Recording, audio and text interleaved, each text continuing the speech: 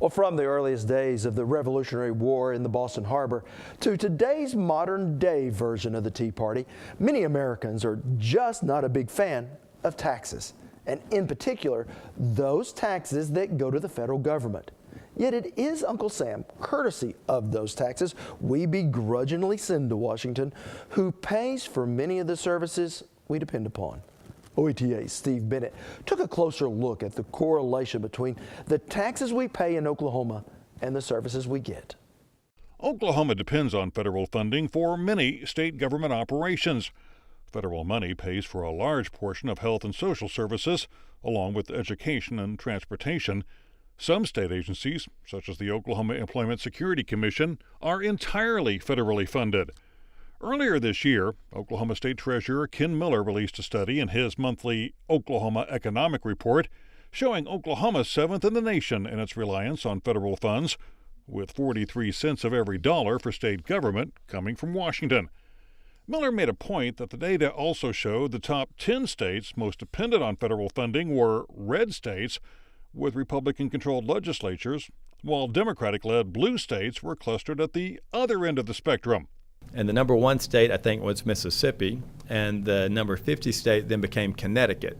And so you still had red and blue on the polar opposite ends. And so, again, something that we found interesting and started talking about why.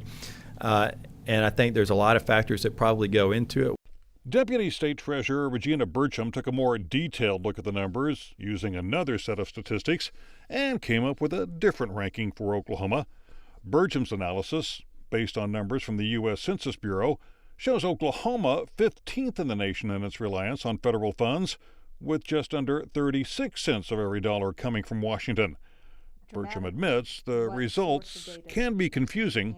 The conclusion that we found out of looking at all these various reports is that there really is a lack of consistency in data and a lack of detailed data. And so you can look over all these reports and it's easy to get confused because they leave you asking a lot of questions, which the data just does not answer. While the two studies came up with slightly different results, both show red states are still among the top recipients of federal funds, with blue states at the bottom. One explanation for that may be higher rates of poverty in red states.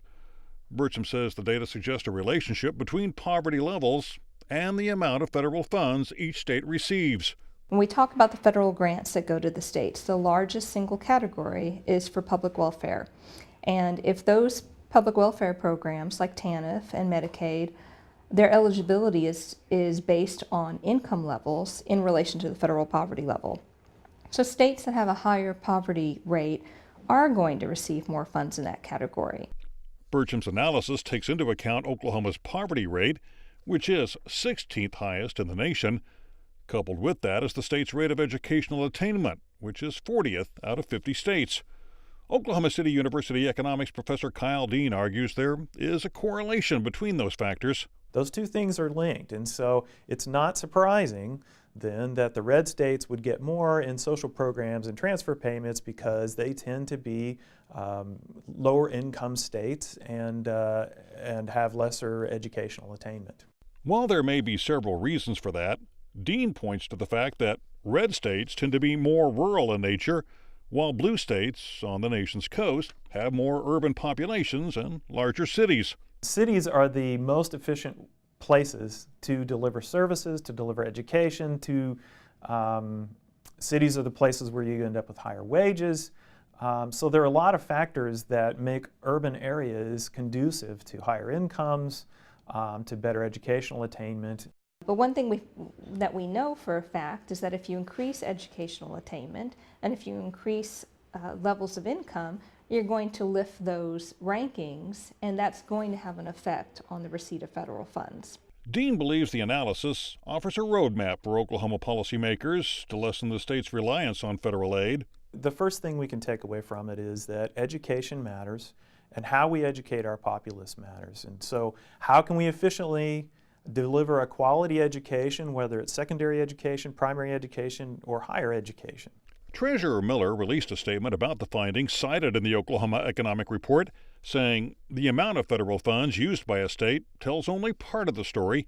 but it does provide insight as to what functions of state government are most reliant on federal assistance, important lessons as policymakers seek to become less dependent on shrinking federal funds. But is it realistic to think Oklahoma can do completely without federal money? No, I don't think so, and I wouldn't believe the treasurer would think so either, because the federal government's the funding structure is designed to provide for the states what they cannot do for themselves, and a lot of that is very expensive infrastructure. Dean agrees the state would be hard-pressed to get by without aid from Washington. If you're going to wean yourself off federal dollars, your choices then are going to be, we either fund the programs through state-only dollars, which is going to be a greater number of state funds that we need to raise than we raise today, or you cut the programs. The federal funding totals for Oklahoma do not include money the federal government spends on military bases, post offices, and other federal agencies officing in the state. That funding is not in the total because those federal dollars are not administered by the state.